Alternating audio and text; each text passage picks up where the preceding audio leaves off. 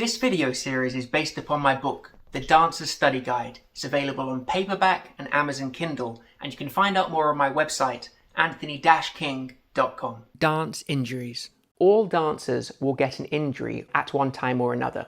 It may be mild or it may be severe, but it's a natural part of a dancer's life. With that said, ideally, this can be kept to a minimum with some thought, looking after yourself and your body, and good preparation. It goes without saying that dance is a physical activity and it's physically demanding with hours of repetition. If you dance for 5 hours a day, no matter who you are, it will have an impact on your body and you may feel fatigued at times. And over time, your risk of stress fractures or other injuries will increase. The good news is that there are so many things that you can do to prevent this and to keep the risk to a minimum. I don't actually believe that a dancer in particular needs to do much else in regards to exercise, like for example going to the gym too much, although building core strength isn't a bad thing. Many hours of dance training and practice per day will certainly keep you strong, flexible, and your stamina levels very high. However, keeping your body strong and fit will help you become less susceptible to injury, as will keeping yourself healthy. With that said, one of the main dance injuries is a sprained ankle, which is obviously due to impact. Now, another word for that impact is trauma, and trauma injuries are not unusual in dancers.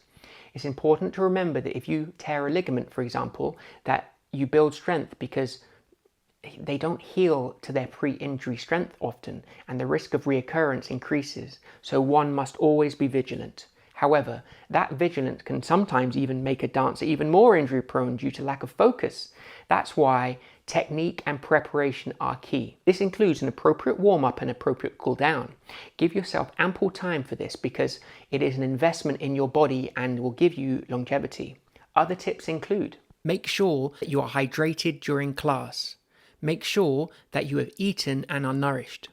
Make sure that you get enough sleep before class and are appropriately rested. Build up your core strength with cross-training or in the gym if need be. Make sure you dress appropriately and especially wear the correct, properly fitting shoes. Act appropriately and healthily. With regards to rest, the truth is that it's up to your body how much rest you need. It's up to you and your body. Make sure you listen to your body and watch your mood because it will indicate to you when you are rested or not. I also suggest running a few times a week to keep up your cardio levels if you're a performer. I personally increase my runs when I'm leading up to and preparing for a performance to make sure that I can run at a fast pace at the very least for the equivalent amount of time I will be performing on stage. Now, it's important to know the difference between discomfort and pain.